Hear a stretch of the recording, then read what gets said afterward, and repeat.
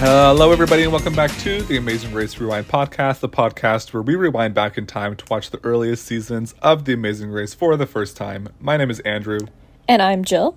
And we're here to deliver a new season. We've moved on from season 3. The deep dive is complete, and we're on to season 4, episode 1. Season 4 is crazy. Well, not the season itself is crazy, just the fact that we're on season 4, yes. Yeah. We've made it through seasons 1 through 3, and we're on to season 4. Jill, what were your initial thoughts about the season? Yeah, about everything. Everything. There's a lot going on, and they managed to give they gave all the teams a surprisingly good amount of screen time, and you kind of got a sense of each team, I felt. Mm-hmm. That being said, it was a lot to keep track of because of that, and was it just me, or were they not using, maybe it was just the broadcast we were watching, they weren't using the team names in the corners, the lower thirds? Yeah, at the beginning they weren't, but I think they did it a little bit more as we went on. That threw me off, so that just made it a lot harder as well. Yeah, not only that, is we also have a lot of similar names. There's 2 Johns, there's teams. 2 Steves. How are we supposed to differentiate between these basic man names? There's Chip and Chuck that are on different teams. There's Steve and Dave, Steve and Josh. Wait, there's a Russell and Cindy, which is messing with me because there was Cindy and Russell 2 seasons ago. Not to be confused with Cindy and Russell from season 2. I know. There's Russell a Dave and a David. There's a John and Josh. It's like... Yeah, it's really, guys? And not even their names. A lot of these teams, they feel very similar to me. There's 3 Steves. Wait, what? Yeah, Deborah and Steve. Steve and Josh, Steve and Dave. I mean, clearly they weren't considering having similar names. What if there was the final 3 and we had Steve, Steve, and Steve? How would we differentiate? Steve, not squared. What is it when it's... Cubed? Yeah, we don't need Steve cubed. We don't need Steve cubed. But also, a lot of these teams were just kind of very similar to me. They didn't seem to... None of them, stuck out as individuals to me. I mean, a couple did, but they seemed very similar. I don't know why. I just felt kind of negatively about this cast. I had written in my notes that this is a cast of John, Vito, and Jill's and Michael and Kathy's. They would have fit right in here. That's what people have told us, haven't they? I don't know if they've talked about the cast, but I think they just said that the season wasn't particularly strong. And I can see why. Nothing against these people. They actually seem all really nice, good-hearted people. It's just, historically, that doesn't make for great reality television. Yeah, not the strongest premiere. It was okay. It was pretty standard, I thought. But as compared to seasons 1 through 3, especially season 3, I thought had a really strong premiere. This one was a little bit worse, and it was longer too. It was way too long, and it was kind of weak. I thought the detour was lame. There wasn't even a roadblock. The fast forward was not creative. Oh my god, that was okay, we'll get to the fast forward, but Monica and Cherie, I do not know what they were doing. Yeah, we'll get to that fast forward. Okay, but let's get organized and start at the beginning, the opening. So we are in the Dodger Stadium in Los Angeles, California, and the teams are pulling up in, what do you call them? Stretch Hummers. Stretch Hummers. That's what they called them. Yeah, that's what they are. Yeah, but before that, they were panning to the city and showing the skyline. And my first thought was, I have this written down. I said, "What kind of flop city is this?" I said, "It looks boring. I don't know LA's skyline, and it didn't look very impressive to me." No, I knew it was LA instantly, mainly because I have an obsession with Los Angeles real estate, so I know what the skyline looks like because I'm always looking for the best properties on that side of the hill, looking towards downtown, and B. I've been binging Kardashians all morning, and they're all about those scenes of that city. They do a lot of... Okay, for me, the thing with skylines is that you look for, the monuments. Or, if you look at New York, okay, there's the Empire State Building. LA doesn't have any, famous building to me. But LA's so distinct because it's actually quite a small, quote-unquote, small downtown, as in the number of high-rises it has. And it's That's fairly why I was shocked. it's fairly that it was distinct LA, though, because yeah. it's so flat around, and then it's just kind of a couple high rises popping out. I don't know. I've always known it when I've looked for it for some reason. Yeah, that's why I called it a flop city, because it didn't look like very big, but when I found out it was LA, I was shocked. And Phil... Shocked. Okay, enough about LA skyline, but Phil does his opening, and he's once again on top of a building, calling back to season 1. And he's in a great turtleneck. Great turtleneck, yeah. I did note that there was no trench coat this time. No, it's too hot for that. We're in LA. Yeah. He knows what works for him. He's doing his little opening spiel once again, and we have 12 teams again this season. They're returning to what they did last time. They must have felt it worked well. They're pulling up to Dodger Stadium, stretch Hummers, and then this is where we meet the teams. And like we said, there are a lot of them, so sit tight. So let's get through it. Okay, so the first team that we were introduced to is... Okay, her name is... These are both unique names, Tian and Jeree. Yeah, they really threw me off. I got Tian, but I couldn't figure out Jaree's name. Yeah, and it's like when you hear it, because they didn't like put their names on the screen, it's like, how do you spell that? I know, that's like, I had to scroll through the opening titles to figure out the spelling. Yeah. Yeah, but Tian and Jeree, they're friends, models, and thrill seekers. They are, quote, not regular chicks, they're adrenaline junkies. They're like, I don't know, they've got the like California blonde hair, and like they're obviously models, but like I don't know, I feel like I didn't get a good vibe from them. Like not like I didn't get a good vibe, but like I couldn't figure out their vibe from this episode. I think their vibe was that they were a mess. I thought it was a really funny moment when one of them was getting coffee while they were trying to like call a taxi, and they were just in there having coffee.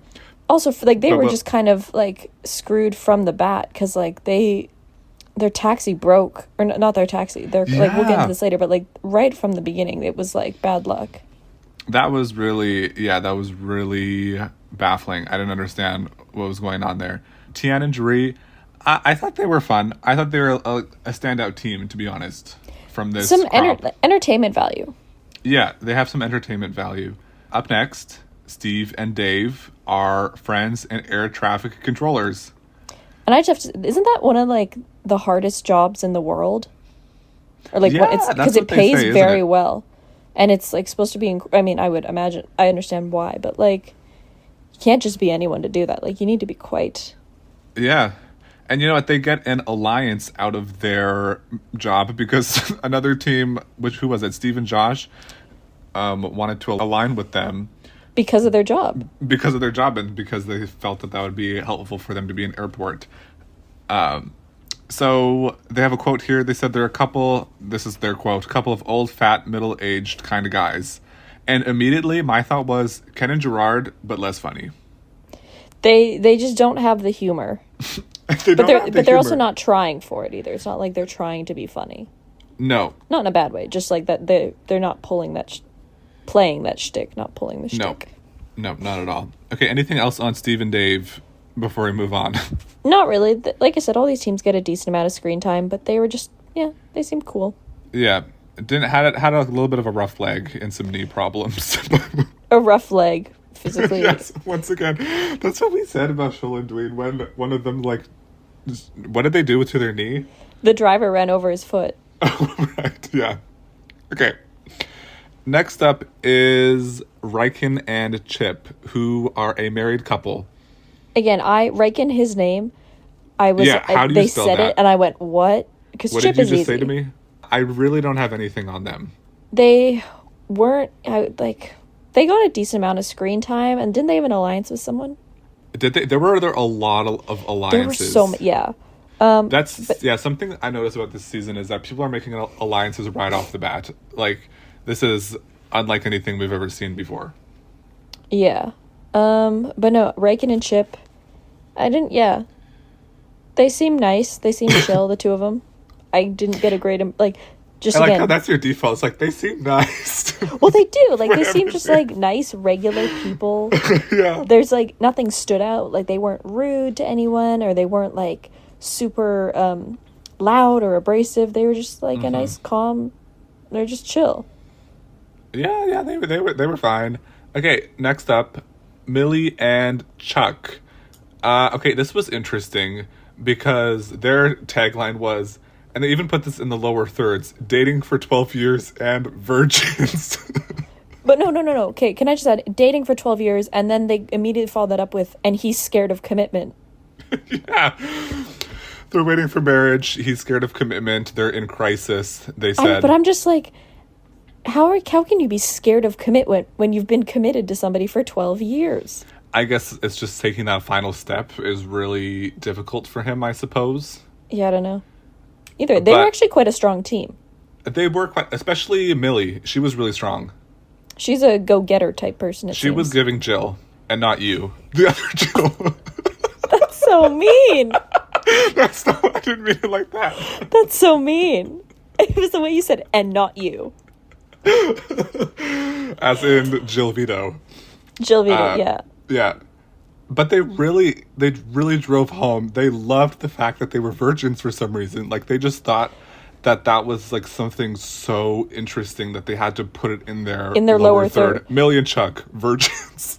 But no, really? it's what does it say before that? Dating and then the dating line. 12 years. Yeah. Yeah. I don't know. It's just they're like, I think they're gonna go far, and I think they're gonna be really good contenders.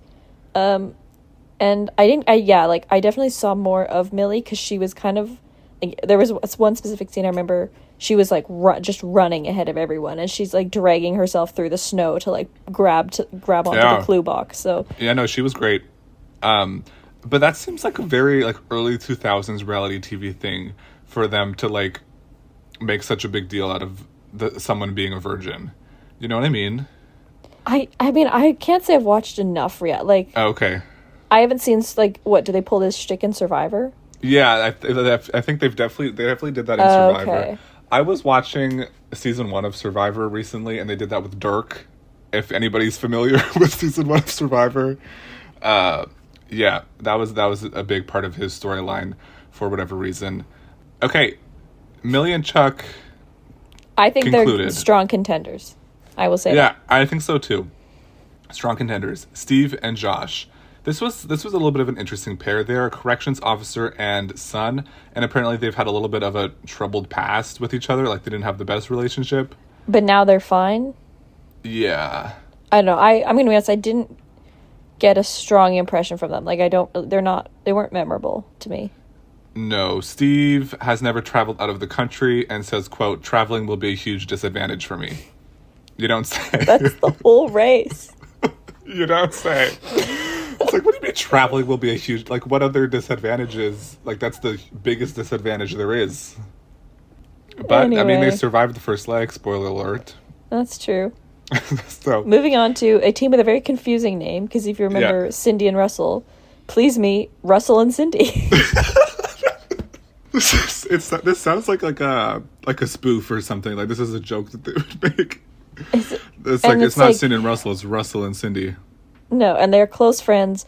She wants it to be more, but he doesn't, which... Yeah, kind of... Yeah, a weird dynamic. Yeah, and I also don't remember a lot about them from this. I don't remember a lot of them either. Okay, Russell and Cindy, we'll see a little bit more of them later, perhaps, because now we have to talk about Monica and Cherie, who are NFL wives and friends. And I think this is kind of starting that trend of, like, having someone in there who's, like, either related to a professional athlete or are professional athletes. They're kind of the first of this. It's kind of the closest we get to a celebrity casting. Yeah, both of their husbands play for the Atlanta Falcons or played for the Atlanta Falcons at the time, and yeah. And yeah, they were a little bit interesting. They made a really mind-boggling decision, characters. But really not a lot to talk about with Monica and Cherie right off the bat. No. Okay, next up. Now this team, they literally had the exact same intro package as Derek and Drew. And this is David and Jeff, of them running down the beach with surfboards and, like, shirtless with their bathing suits. Like, it was... They're so... Like, I saw them, and the only thing I said was, they're so Southern California. They just look like Southern California guys. And then I think Kelly later was like, those guys look like they're from Southern California. And I was like, yes, Kelly, they do. Who's Kelly? I don't remember her. Let me pull up a picture.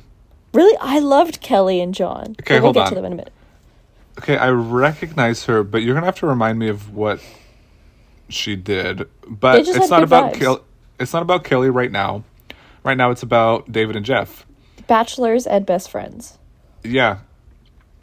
Which actually, let me pull up their picture too, because I can't remember them. They just look like SoCal dudes. Oh, them, yes. Yeah. Not great. In a way that I don't think they're going to give us too much entertainment-wise. Okay, next up is Amanda and Chris. I thought they were a little bit interesting. And they're repping the Midwest here from South Dakota. Yes. We were just talking about in the deep dive of season 3 how most teams were from New York or LA. Well, here we go, South Dakota. Sioux Falls, South Dakota. Never seen that before. Yeah. And they've been dating for 5 years. Yes.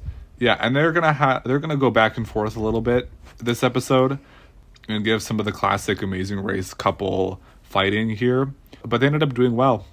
They did. Yeah. Okay, next up, your fave, Kelly.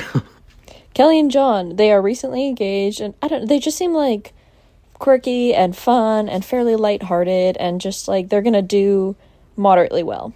I'm not saying they're gonna win. I honestly don't know who's gonna win. I'm gonna be real. I can't make a prediction, but I think these two would do moderately okay. Yeah, I think so too.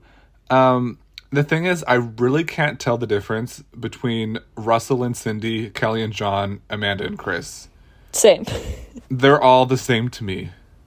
That's my issue. I knew Kelly, though, because she has like a slight southern, like she's from Texas, I think she said. Oh, okay. She had a little bit of an accent there. Yeah. But visually, they're very hard to tell apart. Very hard to tell apart, yeah. And especially when they weren't giving us those lower thirds at the beginning. A little bit difficult to distinguish Kelly and John from the pack. But the next team, I thought, were perhaps the most normal-looking team we've ever seen. Deborah and Steve.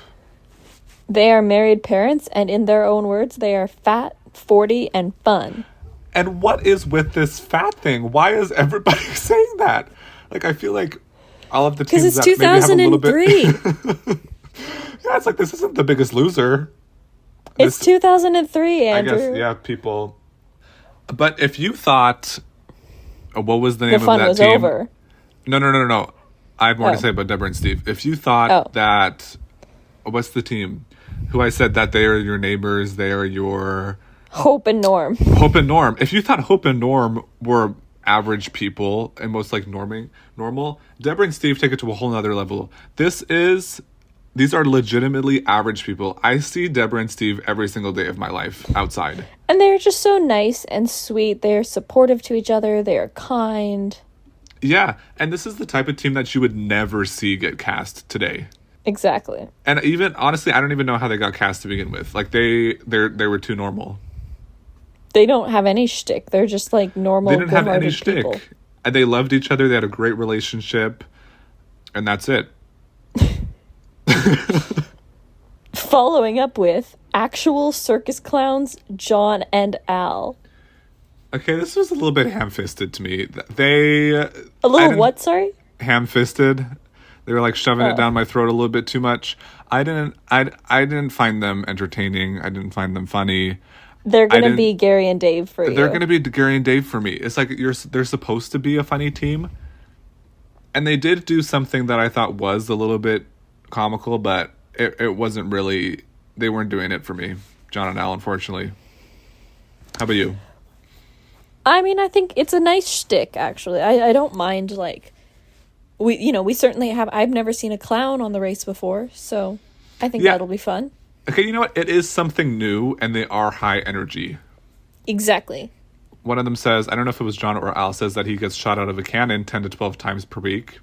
He is a human cannonball. That's all you need to know. Yeah. He's going to get shot out of a cannon, this leg, and land on the finish line. Andrew, shut up. Okay, so that's our 12 teams, and none of them are gripping me. No, I'm not like on the edge of my seat for this. Like I said, I don't have any predictions for who's gonna win, mainly because Neither I do don't I. know. And yeah, well, let's get started on an hour-long episode that is, in every sense of the word, mediocre.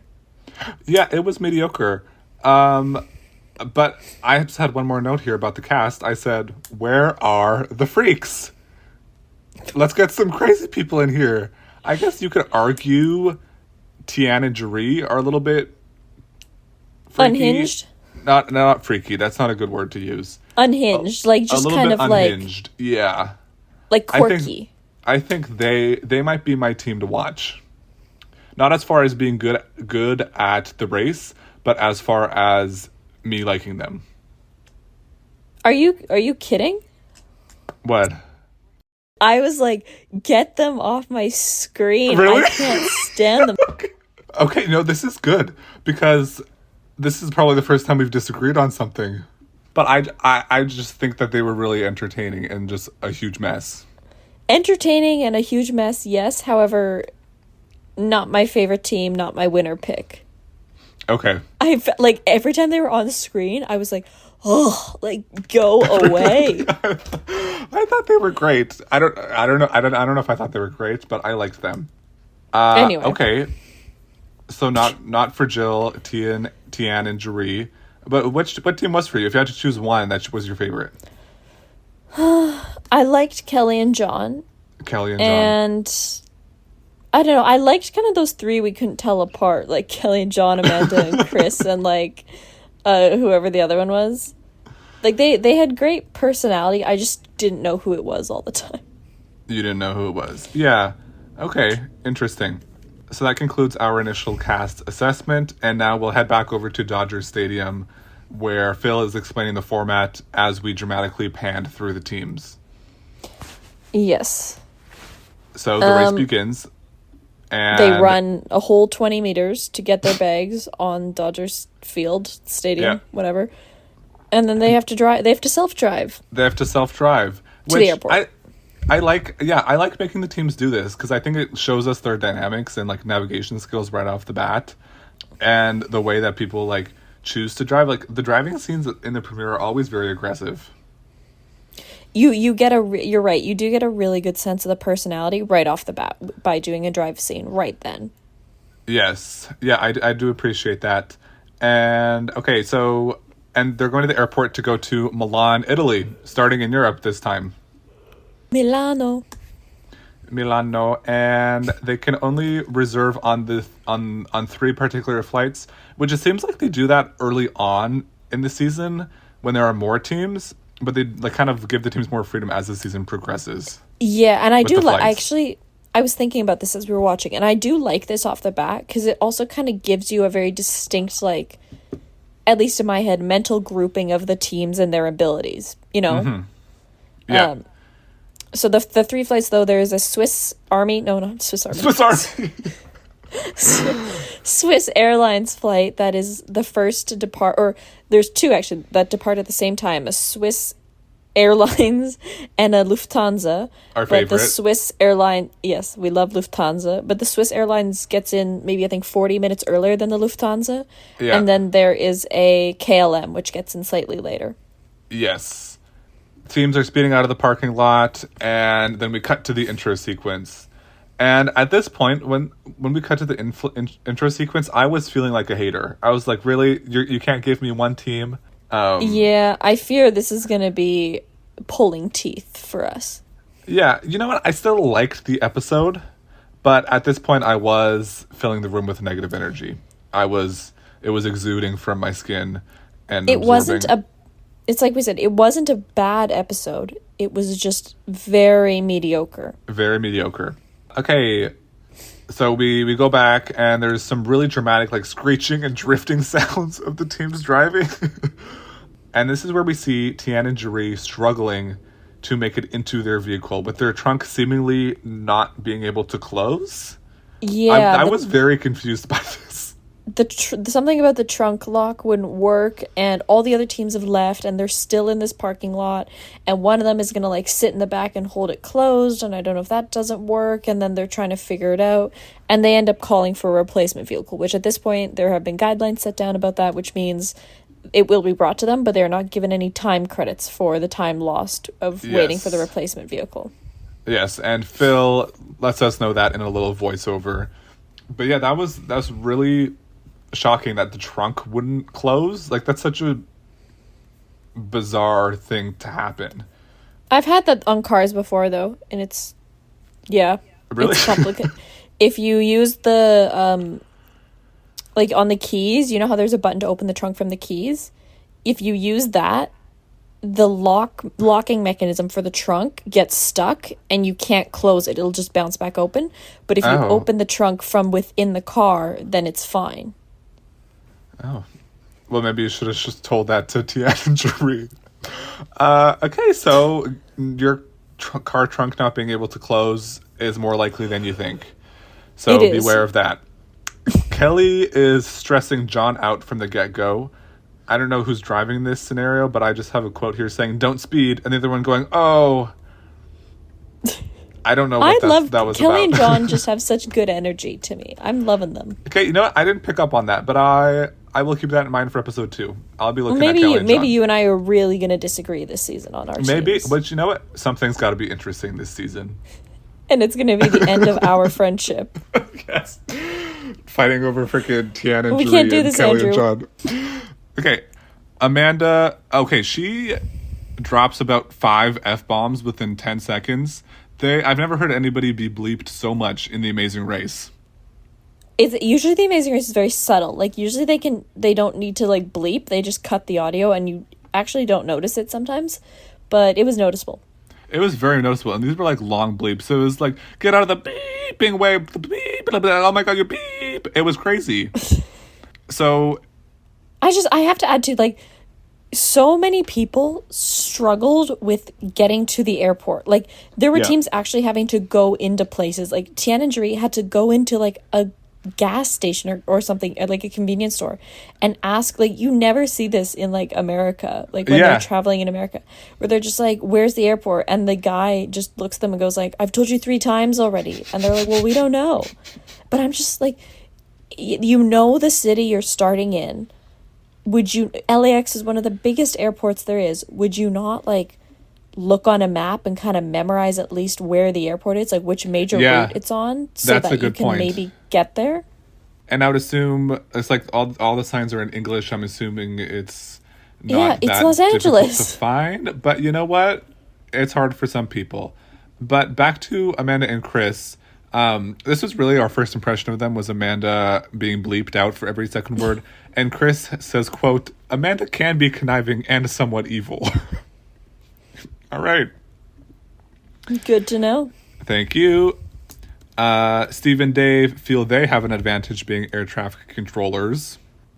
Didn't see it, but okay. We didn't see that, although it did help them get an alliance. That's true. We'll get to Monica that in a minute. and Cherie on the way to the airport. So there's a policeman on a motorbike. This was maybe one of my favorite moments of the episode. There's a policeman on a motorbike, and it's like driving next to them, and they roll down the window and scream to the policeman, "Where's the airport? Where's the airport?" And then the policeman it's just my puts thing out too his is like, arms. why are you driving in any direction if you don't know where the airport is? You could be putting yourself so much further away. Yeah, that's the thing also. But I guess you're starting, you feel like you have to do something. You have to move somewhere. But, and also, could the person on the motorbike even hear you? Right? Like, I doubt it.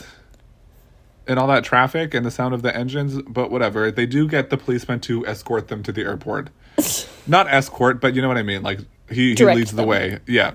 Okay, this is probably the most baffling part of the whole people getting lost. David and Jeff get lost, and they are from LA. They're like, we've probably been to this airport like, what was it, like hundreds of times or something? At least 50 times each. Yeah.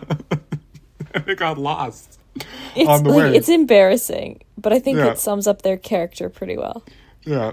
Deborah and Steve are lost. Okay, Russell and Cindy are the first to arrive, but they do get on the second flight That was and really crazy. fumbled this. They really fumbled this. They I went know. directly to Lufthansa and didn't ask further questions or look at any other options. And it actually, like, spoiler, didn't end up mattering too much because Lufthansa, the Swiss Airlines flight was delayed. So when they get to Milan, the Lufthansa flight got in at 1:50 and the Swiss Airlines flight got in at 1:40. But still, like, they fumbled that pretty big. Yeah, that was pretty big. And like, come on, this isn't season 1 anymore. We've had seasons 1, 2, and 3. You've seen this show, Read your clue. yeah, perhaps, and yeah, not even read your clue, but just inquire further. Always know. inquire further if there is something you can do to put yourself ahead. But it could have just been a case of they were nervous. It was the first leg, and they just wanted to get on something as soon as possible. Unexcusable. Okay. So Russell and Cindy, you're on the hit list. Monica and Cherie. So there are a bunch of teams at the airport, and they're going in a shuttle to the Lufthansa or Swiss Air terminal. Like, or whatever. the car park. Oh my god. The parking lot. Sorry. I'm sorry.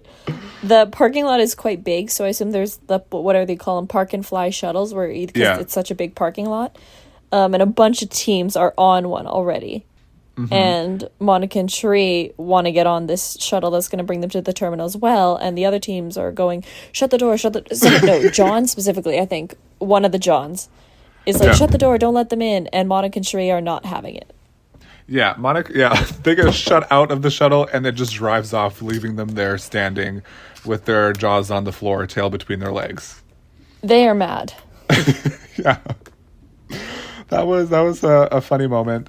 And this is not going to be the only time this episode that they get screwed over at the airport. No, I know. Okay, so John and Al get on the first flight on Swiss Air, and upon receiving the boarding pass, balance it on their nose to really drive home their circus clown shtick. You hate this. You know what? It was a fun TV moment for some. Millie and Chuck get tickets for another team on Lufthansa.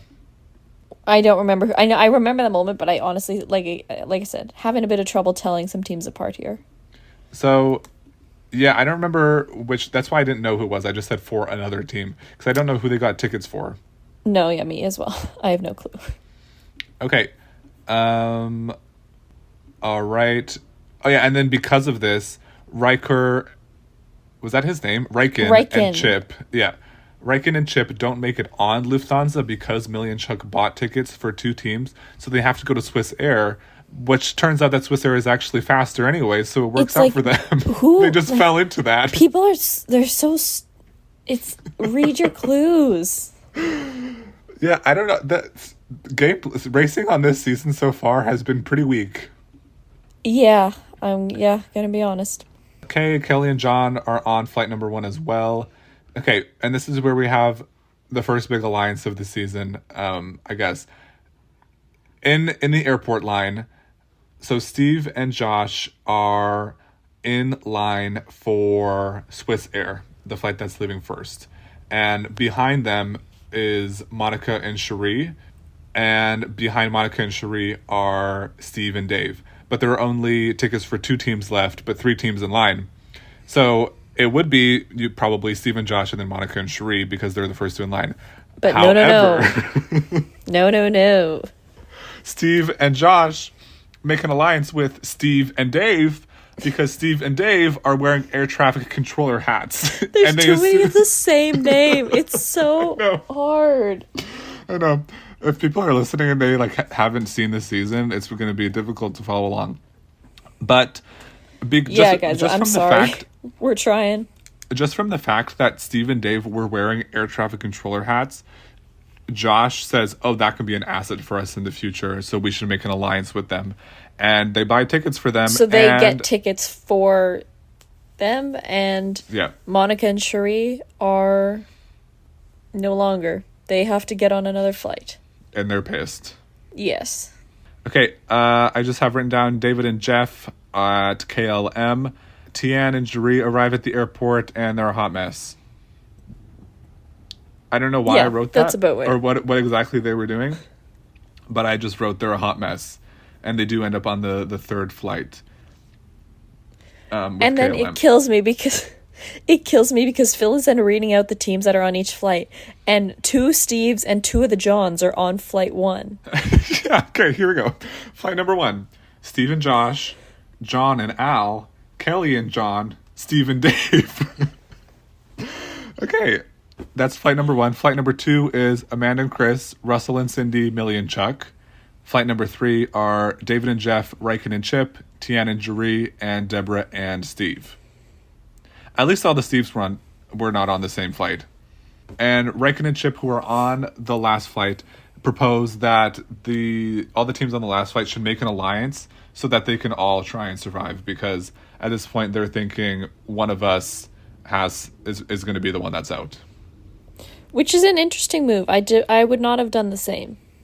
Yeah, I would have been everyone for themselves, because it's like you're on your own. See ya. Yeah. It's I have a better chance surviving than working with everybody and maybe trying to overcome the people on the second or first flight.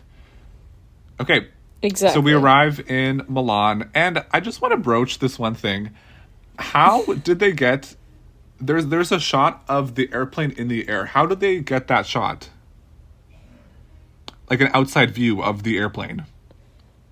Stock footage of airplanes, probably. Do you think? I would honestly not be surprised if one of the days for filming is someone just sits at JFK or LAX with a camera just to film all these different companies and brands and lines of planes flying in. Yeah, but it wasn't that. It was in the middle of the sky, it seemed. Oh yeah, weird. Yeah, I was really confused. I know. Again, my bet is stock footage. Okay, but yeah. So we do something arrive for season 4 deep dive. Yeah, I doubt anybody cares about that. Okay, we arrive in Milan. I care. And upon arriving in Milan, they have to go to the Galleria Victoria Emanuele II. Is that offensive? No, it's just funny. Okay. Galleria Vittoria Emanuele Yeah. II. That might have been a bit too Spanish on my part. Sorry. Kelly and John are in first place currently, and they have both been to Milan and arrive at the Galleria first. Yes, and if you are listening and you probably know the Galleria, it's been in a lot of fashion shows. It's kind of the big open air, I don't know if it's actually open air, but it looks open air, very tall ceilings, shopping mall. You would know it if you saw it, definitely. Yes. And I have written down the air traffic control people are bartering in Italian, because I didn't remember their name. What are they, Steve and Dave? Steve and Dave. Yeah, they're bartering in Italian for a cab. So good. And for I them could have for done knowing that. Italian. I know enough Italian to do that. Okay, cool. Good. Because he was like 50, which is 50. And then the guy went, no, 60. They went, 60? No. Okay, well, there we go. Italian 101 from Jill. It is actually the same in Spanish. It's just the 50 is actually 50 in Spanish, but 60 is the same. That's 50 and 60. Well, thank you for that. And yes, moving to the route info task. Okay, I really like the way that they did this for the charter buses.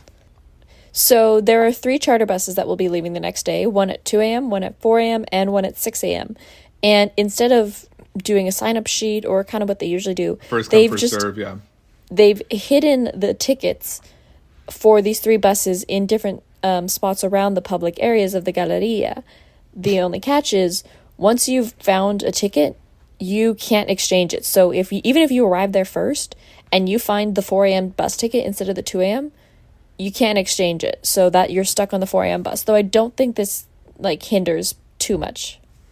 Yeah, it doesn't hinder too much. And I don't think it's that once you find it, I think if you physically take it, then you can't exchange it. If you physically pick up the ticket and read it, if it's in your hand, that's the one you're taking.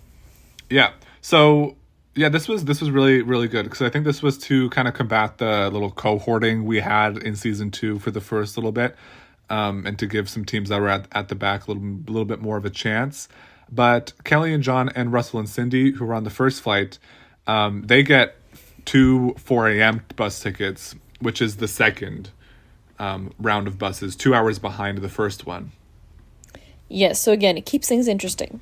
Yeah, and it's interesting also because they don't know what time the other buses are leaving. They just see a ticket that says 4 a.m. They don't know 4 a.m. could be the earliest one, and the latest one could be like noon of the next day or something. Yes, someone does find the 2 a.m. tickets, though, and I forget who it is, and then they kind of start directing a bunch of teams that come in to where the 2 a.m. tickets are. Yes, yeah. And it kind of rewards teams who are a little bit more aware of the game and like being a little bit more conscientious about what they're doing. But yeah, Amanda and Chris, they find the 4 a.m. one first, and then they continue to look to see if they can find a better time, which is the move to do, especially when you're on the first plane. Yes. Okay, John and Al get on the 4 a.m. Millie and Chuck get on the 2 a.m. And Millie and Chuck are the ones who tell Chris and Amanda about the 2 a.m. bus. Yes. But also, yeah, if I were to see the 2 a.m., I don't know if I would take it immediately because you don't know. There could be like a 12 a.m. one also. That's true. But then I guess the fear is that another team could take it while you're looking for an even earlier one. So I guess it's kind of a risk in that way, but yeah, I think it's situational. Like, if there's a bunch of teams there, you just take what you find. And if you know it's at least not the last one, like if you've seen the 4 a.m. and you see the 2 a.m., you might as well take it. Yeah. Yeah, so yeah, this was a fun little mechanism as opposed to the traditional sign-up board or whatever else they do. And the last flight arrives in Milan, and Deborah falls. I knew you were going to comment on that. I felt sick because she went flying. And she didn't even fall on anything. She was just running and fell out of nowhere. It was in the airport tunnel. In the it's not the bridge. What's it called? I don't know. Like the thing that connects the plane and the airport. Like there's a name for it. What is it called? Jet bridge. Also termed jetway, jetwalk, airgate, jetty, gangway, plane plank, aerobridge, finger, skybridge, air tube, expedited suspended passenger entry system. Okay, so she falls on the expedited, what is it? Suspended passenger entry airway system. Entry system. Also known as the E-SPES. Perfect. Okay, so she falls in the E-DSPS and... Or its official industry name, Passenger Boarding Bridge, PBB. Perfect. Okay. So whatever you want to call it, she falls in there. And this is probably the fallingest episode ever on The Amazing Race. The fallingest? Teams are falling left and right. Yeah. That's honestly, yeah, good point. I didn't think of that before. Yeah, if you like slapstick comedy, this one's for you. So the last fight arrives, we see a David and Jeff alliance with Riken and Chip. Just one of the many alliances.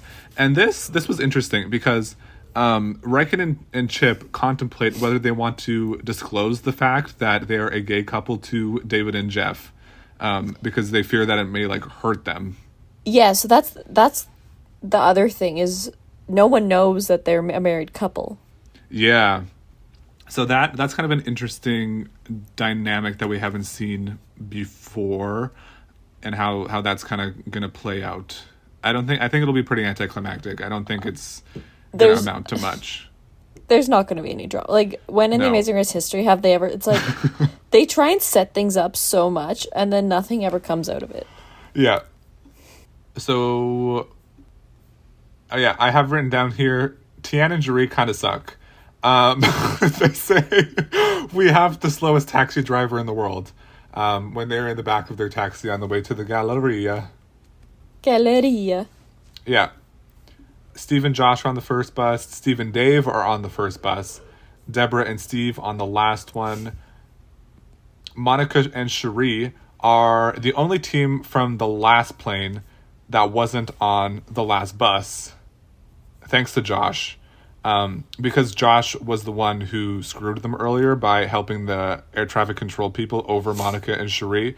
So he felt he wanted to make amends. Good for him. And he says, quote, didn't want the two blonde chicks up in there. So referring to Tian and Cherie.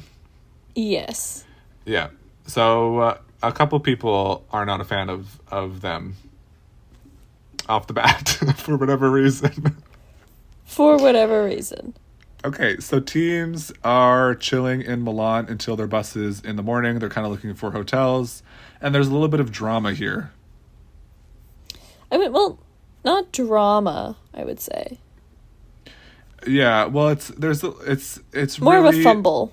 Yeah, it's really built up, but it's really nothing. Where Deborah and Steve are at this hotel, and it costs 50 euros for the room, and they don't know if they're willing to spend that. So they say, okay, well, we'll go look for other places. Turns out they can't find other places, and then by the time they get back and decide they want to stay at the 50 euro hotel, it's all booked out already, which is very sad.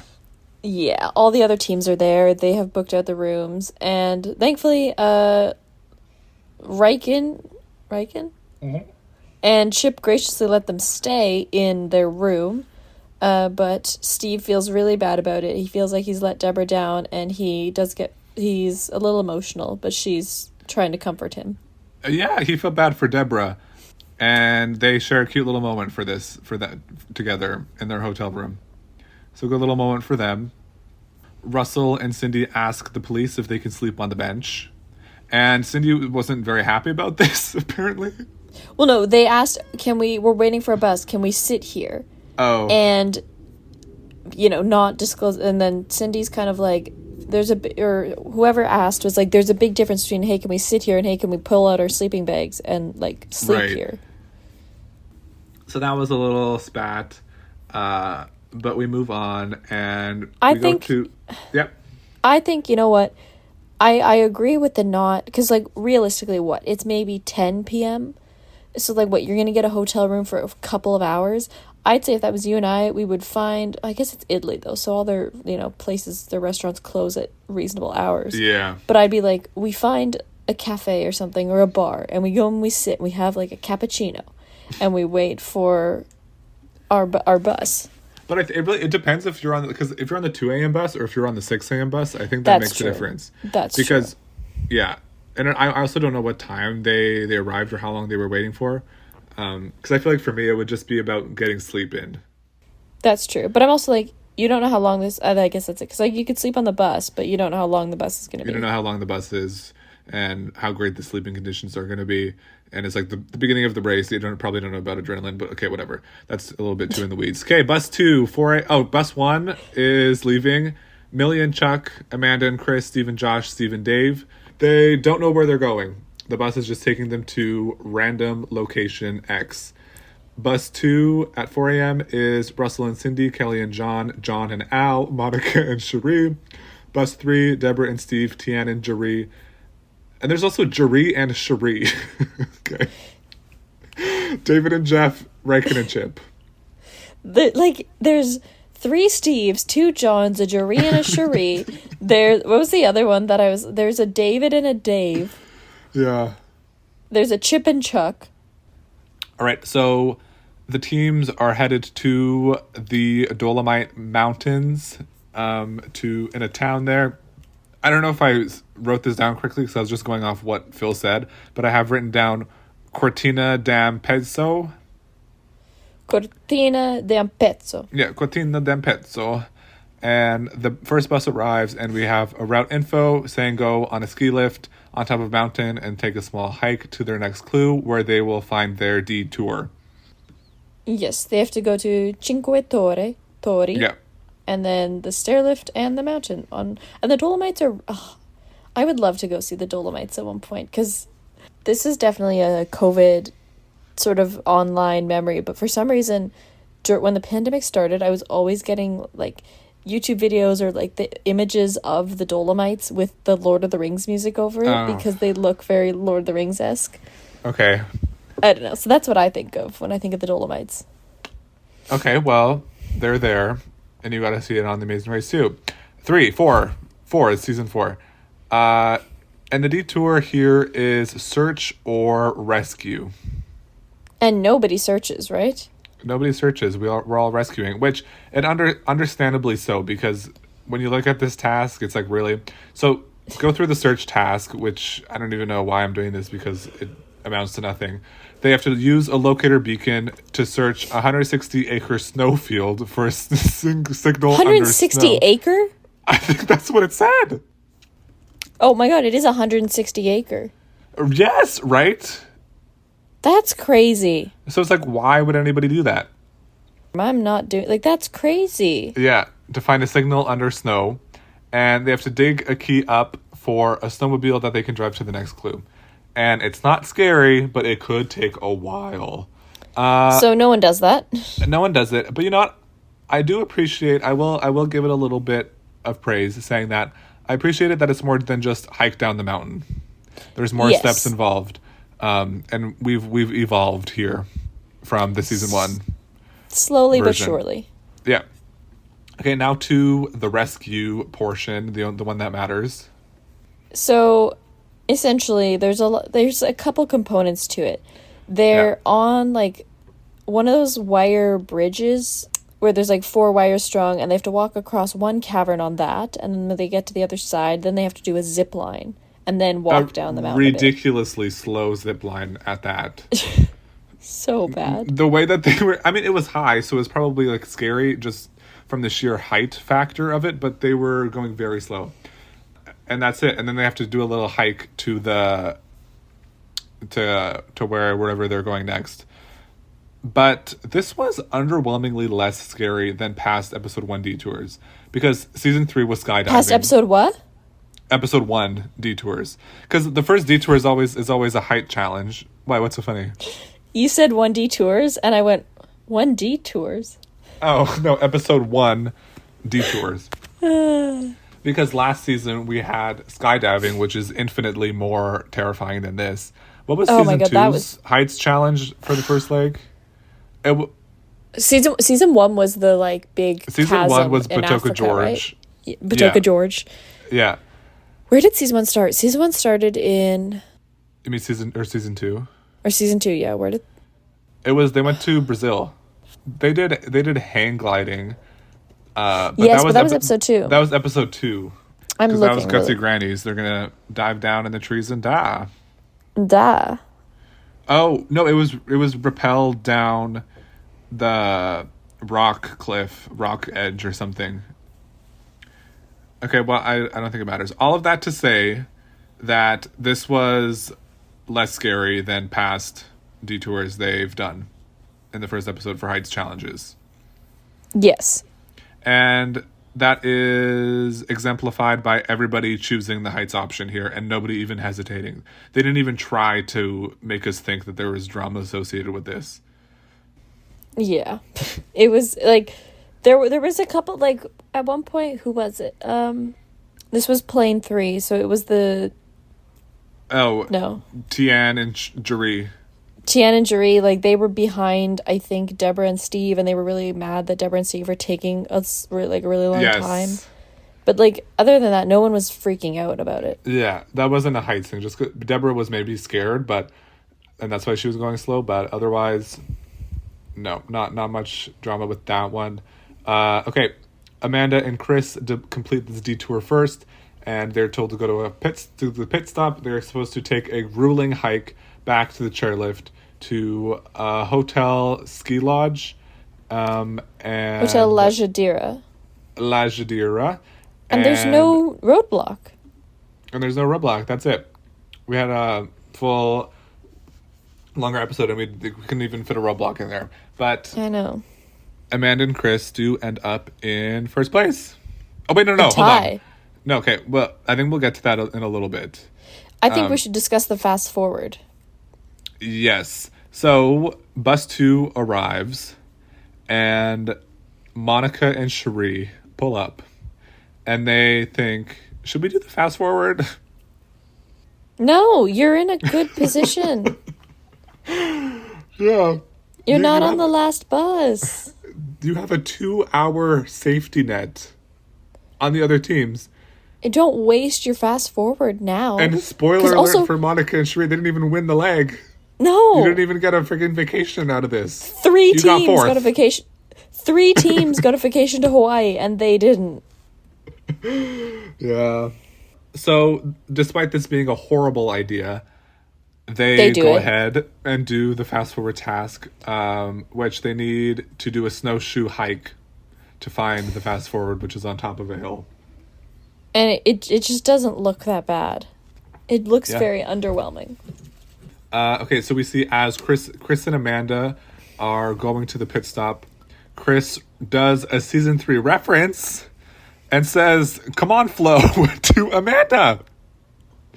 Which I never thought we would see something like that. I liked it. The meta references. But I think that Yeah. just shows how known Flo's personality became. Yeah, absolutely. So I like that. That was fun. Chris is mad at Amanda for being too slow. Amanda says, quote, "I'm oversensitive and he's overcritical." And this is the team that is this the team that she wants to no, never mind. No, that's They're the dating for 5 that's years. Cindy. Never mind. So, yeah, Amanda and Chris finished the detour first, but Millie and Chuck passed them because Millie was just flying down this hill. And they're talking about this in their confessional, and Chris is saying, "Like we were just standing still." And Amanda goes, "Because I was standing still." It's like, okay, cool. But like we said, Millie isn't really just a go-getter. Like, she's Yeah. just... Yeah, but they do make it to the chairlift, and Chris has a little moment of clarity, saying, "I spent half an hour yelling at you instead of enjoying this," referring to the mountains and how scenic where they were, and not enjoying the race. So at least And he you know what? recognized that. Good self-awareness. Yeah. Okay. Steve Millie and Dave. Chuck... Oh, sorry. I was Yeah, going no, to you say go they ahead. catch up, and they're the second of 2 of the teams to place first and win a vacation to Hawaii. Wait. Okay. So this. Yeah. This was also a really, really confusing thing to me. Was that Millie and Chuck and Amanda and Chris? I think Millie and Chuck, they waited for Amanda and Chris, and then Crazy. the 2 of them waited for Steve and Josh to get to the bottom of the hill also, Insane. so that they could all go to the pit stop together. And they It's jump on the terrible. mat together. Yeah, you just mean- met these people. You know what? They're starting off strong, like with these alliances. And now you're the 3 front runners.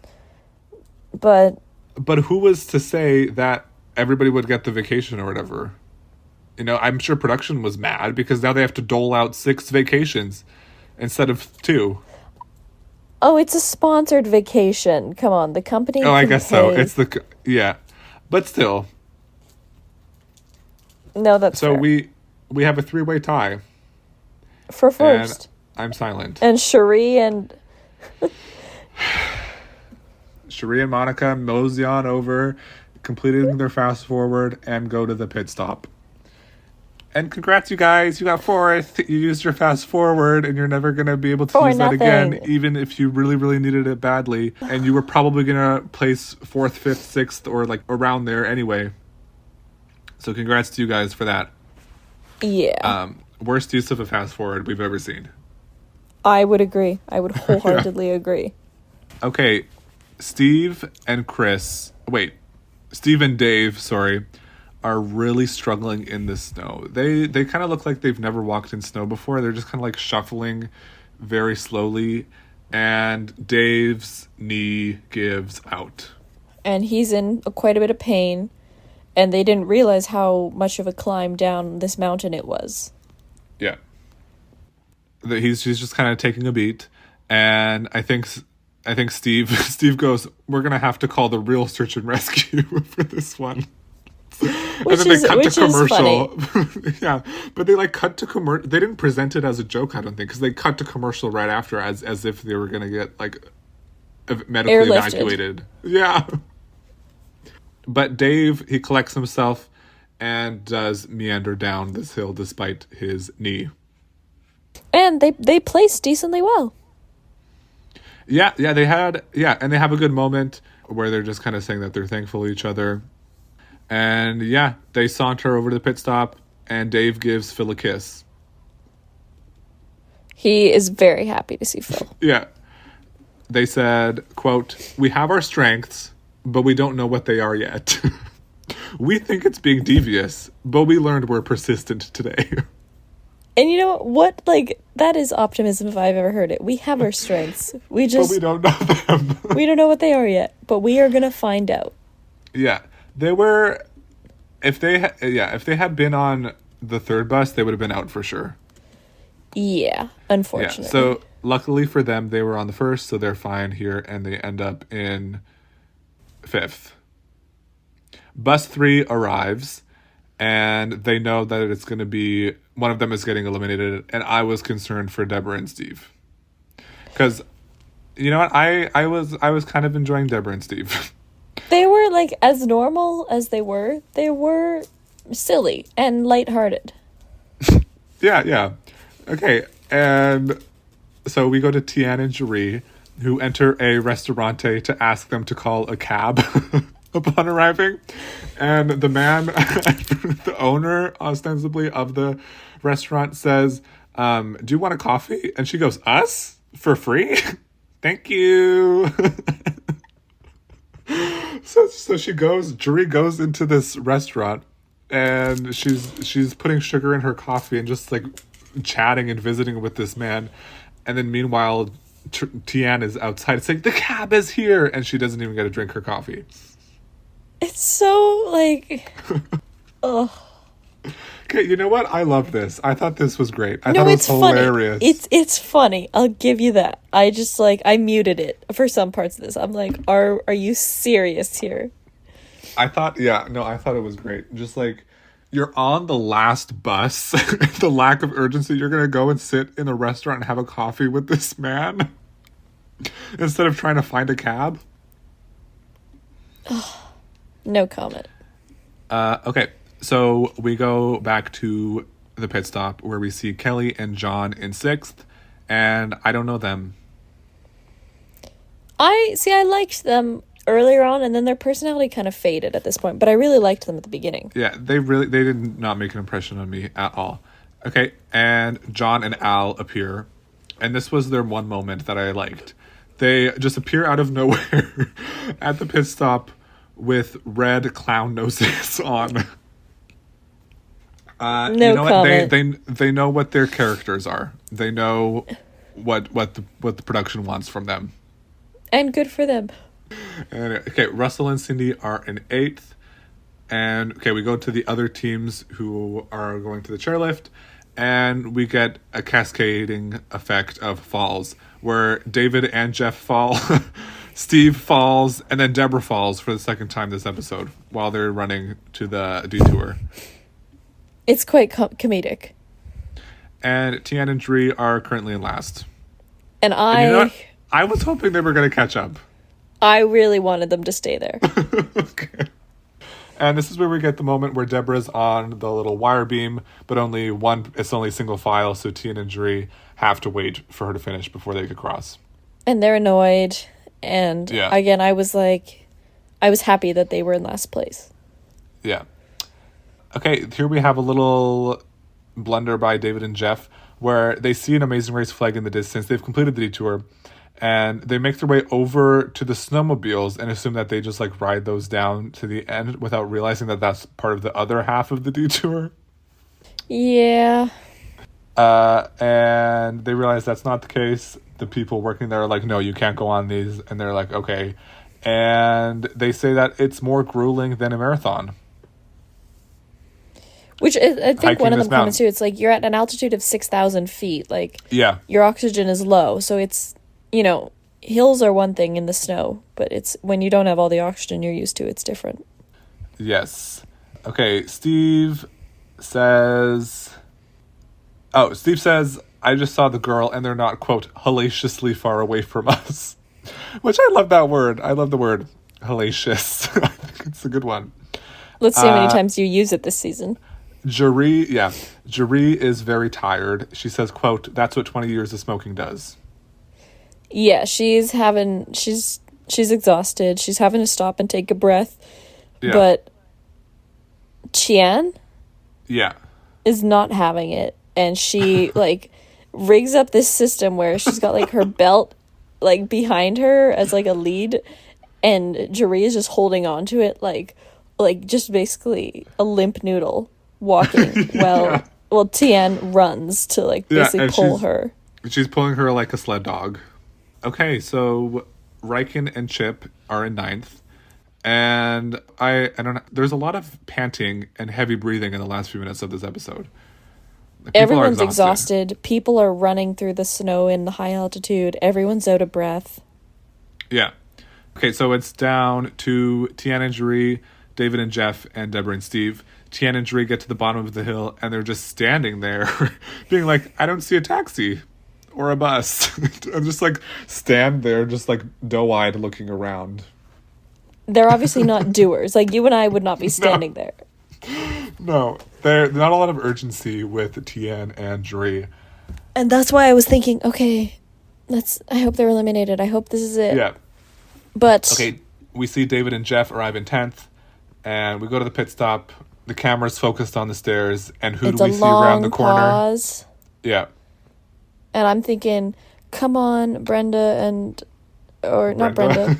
Deborah and someone else, whatever his name is. Deborah and Steve.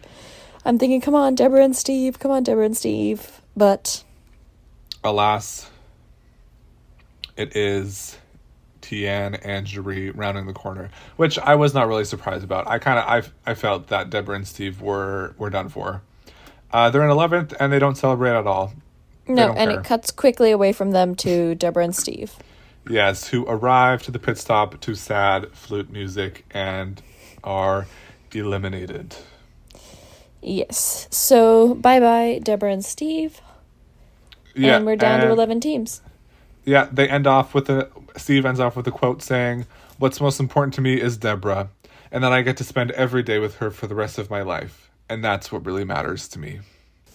Which is very cute.